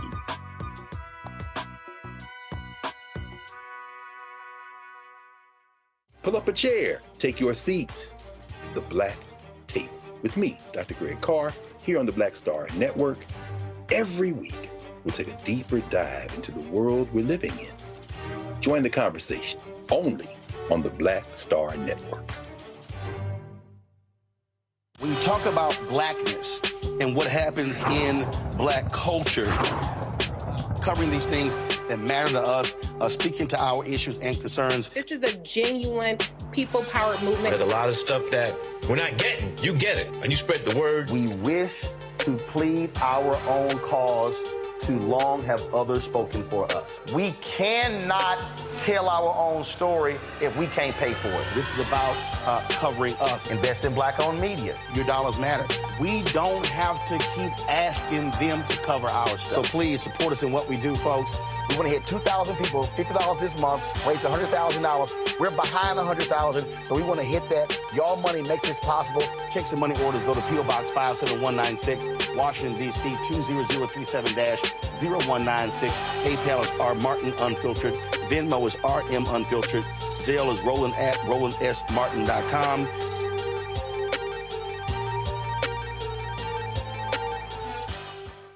I'm Russell L. Honoré, Lieutenant General, United States Army, retired, and you're watching Roland Martin Unfiltered.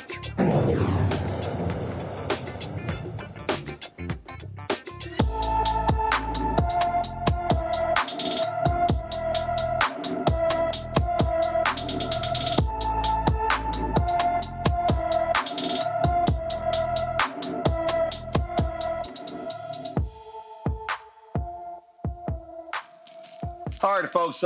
Camilla Valentine has been missing from her Woodland Hills, California home since January 28th. The 17-year-old is 5 feet 8 inches tall, weighs 136 pounds, with black hair and brown eyes. Anyone with information about Camilla Valentine should call the Los Angeles Police Department at 877-275-5273, 877-275-5273.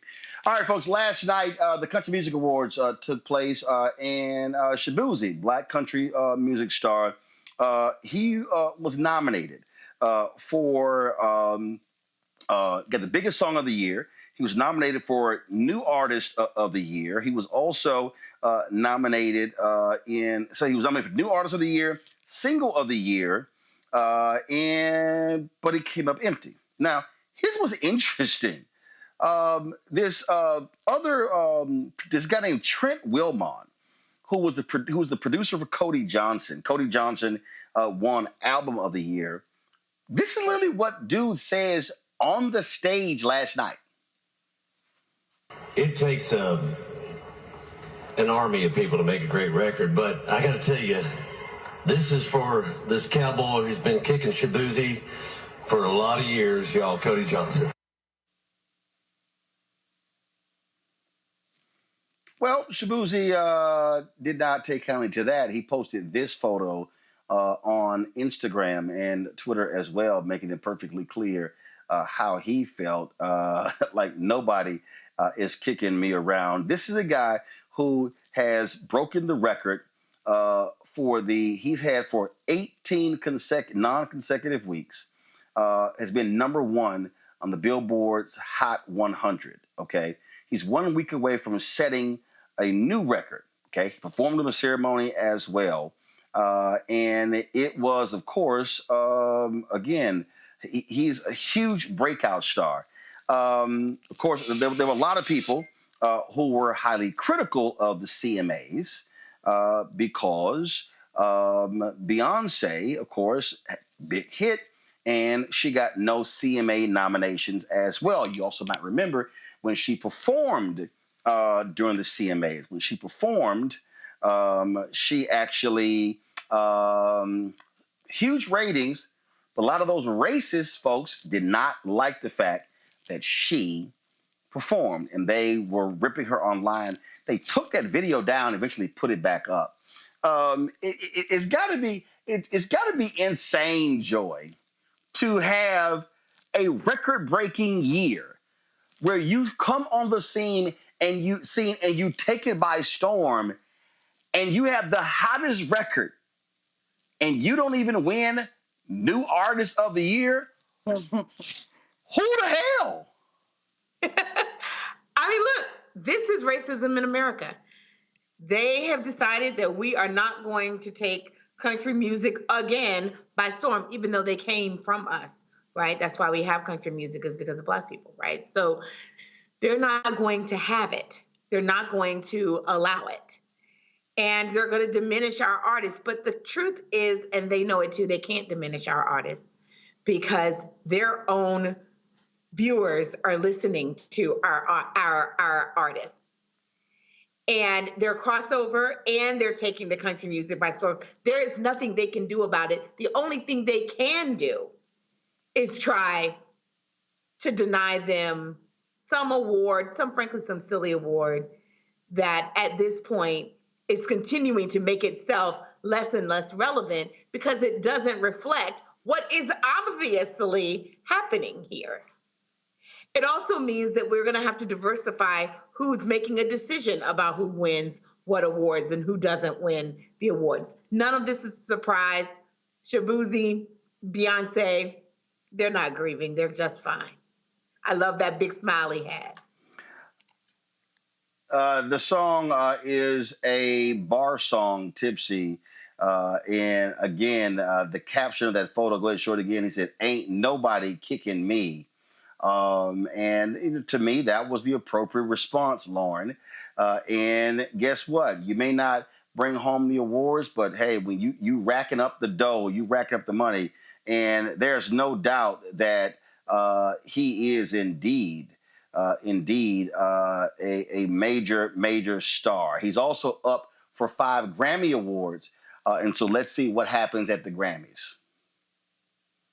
Yeah, the Country Music Association is made up of, 6,000 people, which is a relatively small amount of people when we talk about the metrics of music, when you can sell into the millions. And this song is a phenomena. I don't know that Shabuzi is really in need, or Beyonce is in need of this type of white validation, quite frankly, because there's something, as Quincy Jones once said, there's something almost on a religious level about music. And what happens is that popular phenomena of people listening to his music and going to see him in concert would overtake anything that CMA would ever do. It kind of reminds me a little bit of what happened to Spike Lee with the movie Malcolm X, when Son of a Woman won, or actually it was Al Pacino who won the Best Actor, and Denzel didn't win, and the movie didn't win. And we look back on it all like, what movie do we remember? We remember Malcolm X more than we remember Son of a Woman, right? So it's kind of the public speaks, and they'll win out in the end. And I just don't think they're in need of this type of white validation. It really just doesn't matter. They're overtaken by the numbers. They're overtaken by the fame that they'll get from their music. And shout out to Shabuzi. He's got a Virginia connection. He was born in Woodbridge. He's going to overtake them. He's going to win in the end. It's just no doubt in my mind. And Beyonce's already won. She won years ago. It really is kind of cute that they think that they can diminish these people. They're not going to be able to do it. Well, it's funny, of course, when you look at the numbers, you look at how you perform, you look at, frankly, being number one. And I get a kick out of these people, Derek, who go, this is our culture. It's ours. You didn't even create it. Right. Because Roland, they do Black people did. You didn't even create it. History. Black people created country music. They don't know their history, and that's why they're trying to whitewash history, right? They got to go back to Chuck Berry. Who did Chuck Berry have learned from him? Elvis Presley. Ask Elvis Presley who he learned from, right? And so B.B. King, right? We create everything, Roland, and that's why they're so envy and jealous of us. I don't care if it's country music, sports, like football or tennis, anything we get involved in, they cannot compete. And so the little piece that they try to control, this is a perfect example. They try to control it. And so, yeah, I agree with Lauren and Joy. Beyonce and Shabuzi, they're in a great place. They don't have nothing to worry about. And we're going to continue to do as a people, as Black people, continue to demonstrate Black excellence, regardless of the industry, regardless of the activity that we get involved in. Well, I think it would be absolutely hilarious for Shabuzi to go to the Grammys and clean up big time, and then sit here and go, "Hey, CMA, how you like me now?" And also I love the new generation of Black country stars that are coming up. And here's the deal. Bottom line is, white folks don't own country music. They don't own it. And Lil Nas also showed Shabuzi some love, because remember, they were not happy when his song blew up and took over and dominated the charts as well. And so, to me, that's where you always get the last laugh, when they start talking trash and you go, look at the charts, look at the charts, look at the charts. All right. Derek, Joy, Lauren, I appreciate all of y'all being on today's show. Thank you so very much. Folks, that is it for us. I'm going to be back in studio tomorrow, so I appreciate the folks at Coca-Cola working with them. There's a project we were working on with them regarding HBCUs. We're going to share a lot of that with you later. And so thank you so very much, folks. That is it. Don't forget, support the work that we do. The work that we do here is critically important, speaking to the issues and covering the stories that matter to you. And look, we target an African-American audience, but I appreciate the fact that we have white fans, we have Latino fans, we have Asian fans, Native Americans who watch the show as well, because we're also speaking true to the issues that matter as well. Your support is vital for us to keep doing this work. We do not have millionaires and billionaires covering what we do. We don't have any of that. And so we survive and thrive on those $1, $5, $10, $25, $50 donations, some that are 100 or more, and we appreciate all of you. And so it absolutely matters. Let me do this here. Keenan, if you sent me the folks who've given Cash App, but let me go ahead and do this here. Let me shout out the people who've given via Venmo. Christopher Curry, thank you so very much. Tawana Smith, Pamela Walker, Robert Woods Jr., William Mitchell, Janet Griffin, Sherelle Lowry, Delaney Smith, Ayana Lang, let's see here, Randy Lucas, Curta DeHaan, Link Cole James, Son Sheree Gowder, Gillian Richards Greaves, Samuel Edaho Aket, Natalie Moore, Lisa Spivey, Kip Layer. Thank you, all of you, for giving via Venmo. So let me see here. Let me look at Zelle. Let me let's see here. LJE, LLC, Rhonda Johnson. Thank you so very much. Barbara King. Let me shout out Tammy Vining. Thank you so very much. Bradrick Bennett. I appreciate it. Let's see. Robin Thames. Thank you so very much as well. Let me see here. Eunice Malath. Thanks a lot. Samantha May Piggy. Thank you so very much. Troy Balance. Lisa D. Tibbs. Thank you so very much. And give me 1 second. Let's see here. Give me 1 second. I'm going to also thank L. Carson, Henry Garrett. Thank you so very much as well. Thank you for all of you for contributing, doing the show. We appreciate all of you for supporting the work that we do. All right, folks, if you want to give via Cash App, use the QR code from Stripe, okay? This is the easiest way. I know it's a pain. It's not as easy how it used to be. Cash App changed all of their rules. They got rid of all of our accounts because they changed their rules. And so if you want to give Cash App, this is the best way to do so. So use that QR code to do Stripe. Send your check and money order to P.O. Box 57196, Washington, D.C. 20037-0196. PayPal is R Martin Unfiltered. Venmo is RM Unfiltered. Zelle, Roland at RolandSMartin.com. Roland at RolandMartinUnfiltered.com. Also, be sure to support us by downloading the Black Star Network app.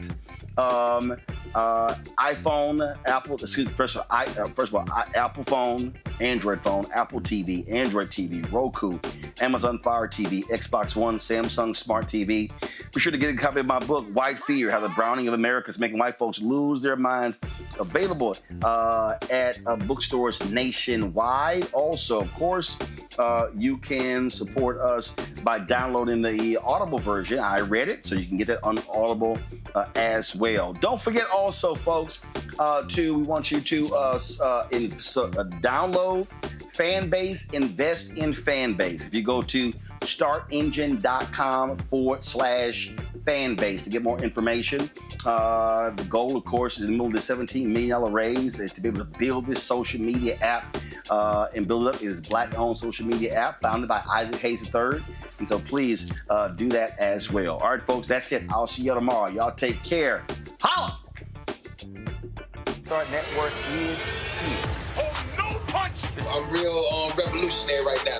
Thank you for being the voice of Black America. All momentum we have now, we had have to keep this going. The video looks phenomenal. See, this difference between Black Star Network and Black-owned media and something like CNN. You can't be Black-owned media and be scared. It's time to be smart. Bring your eyeballs home. You dig?